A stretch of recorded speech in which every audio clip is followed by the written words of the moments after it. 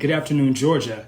I'm Marcus Hilliard. I work with the Georgia Student Finance Commission. I'm one of the outreach reps. My territory is North Central Georgia. That's pretty much Cobb County up to Whitfield. And ultimately, we just want to take a few minutes today to welcome you back to a whole new school year. Catch our breath a little bit from the summer. It was a good summer. It was a hot summer. It was a wet summer. It was every kind of summer. But ultimately, we're going to have a great school year. Ultimately, what I want to do is just welcome you in and have a special shout out to our upcoming graduating class of 2024. On Georgia Futures, of course, we have all these different tabs, but I just want to make sure that from our freshmen to our seniors that you know about the resources tab, where once you select the resources tab, then you go to the administrative resources and then marketing materials and you view our inventory. You have access to all of our checklists, all of our brochures, all of our breakdowns and highlights about anything regarding your grade level as well as the HOPE program. With the 9th grade checklist, of course, we're going to always encourage all of our newcomers, if you will, our first year high school students, to actually start an account, to start building your resume, so to speak, to actually start looking at the beginning, the end with the beginning in mind, of course. And then, of course, once you transition to your 10th grade year, how you will start to see that you have a high school HOPE GPA. And you'll be able to see that that's just building more and more information, which will lead up to your junior and senior year so that you can see that you're on track as far as HOPE eligibility. All right. But of course, once you get to the 11th and 12th grade years in high school, it's very, very important to always just stay on track. Start visiting different college fairs, the probe fairs, the Peach State Tour, things like that, and making your counselors your absolute best friend. Okay. That's very important.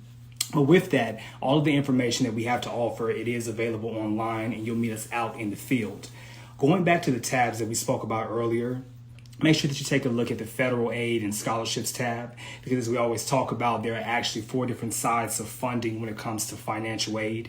And then, of course, we always recommend to start looking for scholarships as early as possible and applying as early as possible. You don't want to wait until the end of your senior year. And then, of course, you just want to make sure that you stay abreast of all the information with any upcoming changes for federal funding. So whenever it's federal funding, it's going to always be the FAFSA, the free application for federal student aid.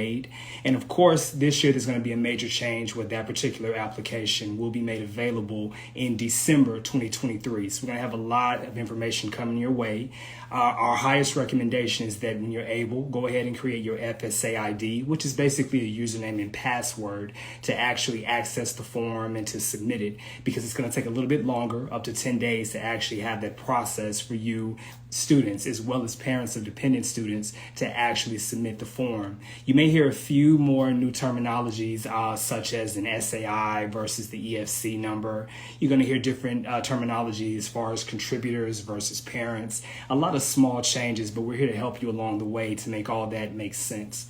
And then, of course, one major change that I love, you will be able to add more than just 10 schools on the new form. And if by chance any of those are any HOPE eligible schools, the FAFSA will also act as your application along with the state aid application for the first steps to unlock that door for federal and state funding. All right. Now, a few things I wanted to cover before we close out here. There's a few misconceptions about what's going on with Georgia's HOPE program. The Zell Miller Scholarship, it is not going away.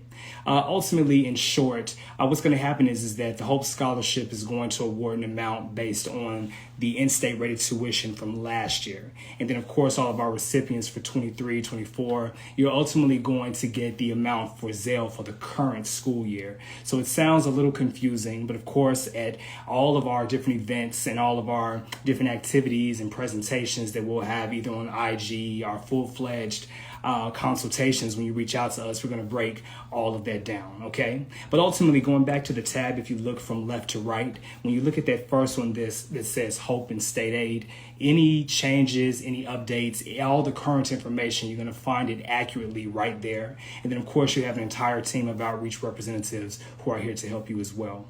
So if you need anything, definitely feel free to reach out to us from any of the information that I've shared today, as well as reach out to me directly from the last few slides that showed my email. But of course, we have an entire team, again, of different outreach reps around the state to help you out. Again, I'm Marcus Hilliard, one of the outreach reps with the Georgia Student Finance Commission, and we're here to help. Thank you.